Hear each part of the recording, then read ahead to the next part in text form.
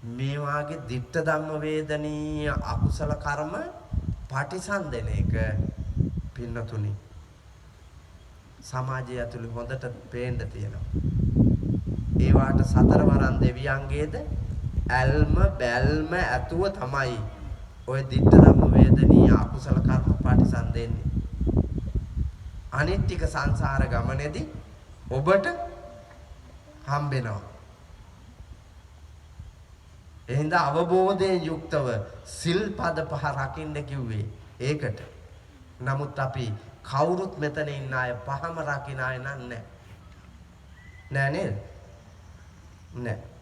තරයේම මං කියනවා නෑ කියලා. මේ චූටි එකවත් නෑ. ඔව්. මංගලගේද? මල්ලි. සුදු මහත්තයා. මම පුතාට වයස කීයද? අවුරුදු 9යි. ගෙදර ලොකු ෆෝන් තියනවා නේද?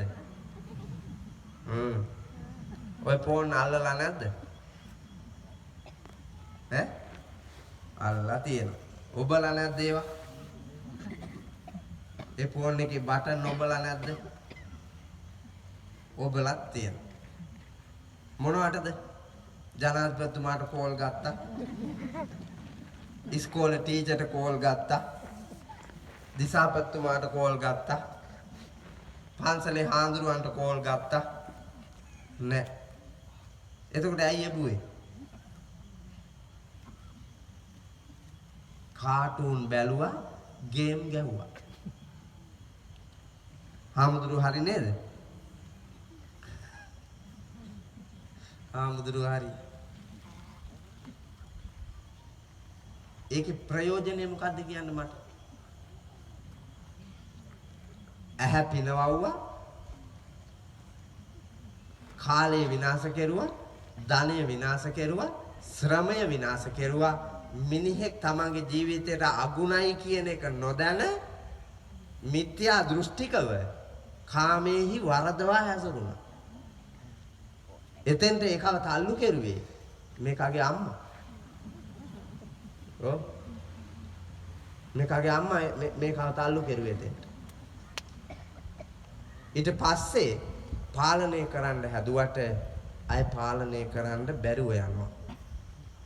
අර කාමුක ලෝකයට ඇබ්බැහි වෙනවා. කාමය කියලා කියන වචනයේද කුපාඩි කොමේ යන එක අපේ මිනිසුන්ගේ ඔළුවේ තියෙන්නේ. ඒක විතරනේ නේ. කාමේ වරදලා හැසිරීලා කියපුවාමම තේරෙන්නේ රම්බන්න හීම්මැනික ගාවට ගියා කියන එක විතරයි. එතනින් එහා එකක් මෙවුන්දලාට නැහැ.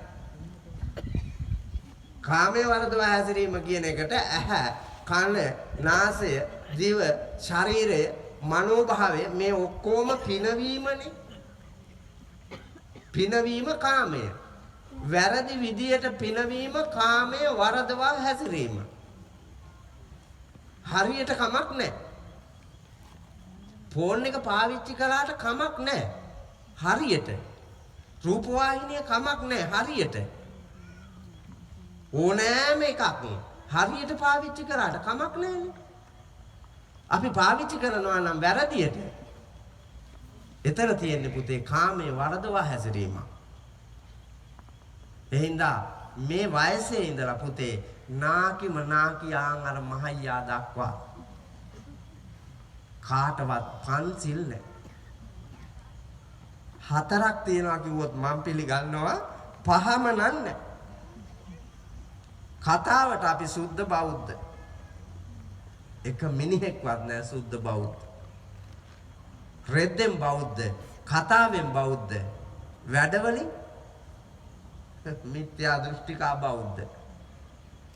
මේ සැරේ සිංහල අලුත් අවුරුද්දට 12 13 14 15 16 දවස් 5ට කපිල මැරිලා තියෙනවා 170 ගාණක්. අවුරුද්ද නිමිත්තෙන් මැරිලා තියෙනවා 170 ගාණක්. වෙසක් පොය නිමිත්තෙන් 100ක්වත් මැරිලා ඇති. තව මං හිතනවා වාර්තාව දුන්නේ 100ක්වත් මැරිලා ඇති. මුස්ලිම් අයගේ අවුරුද්ද තිබ්බා මාර්තු මාසේ. එක මිනිහෙක් මැරුන්නේ නැහැ කියන්නේ. එක මිනිහෙක් මැරුන්නේ නැහැ. බලන්නකො සත් ආකල්ප. බලන්නකො පිළිවෙත. බලන්නකො ශික්ෂණය. ඔවුන්ගේ දෘෂ්ටිය. විශ්වාසය. අපි ගාවේ වන්නේ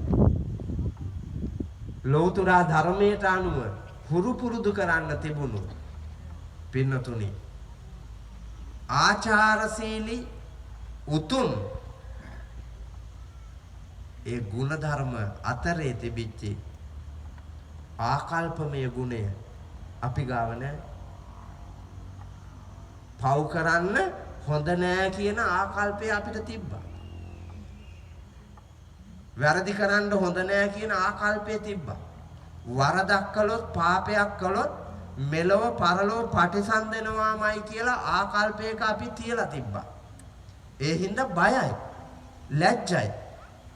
දැන් පුතේ ලැජ්ජ බය නෑනේ. ලැජ්ජ බය නෑ.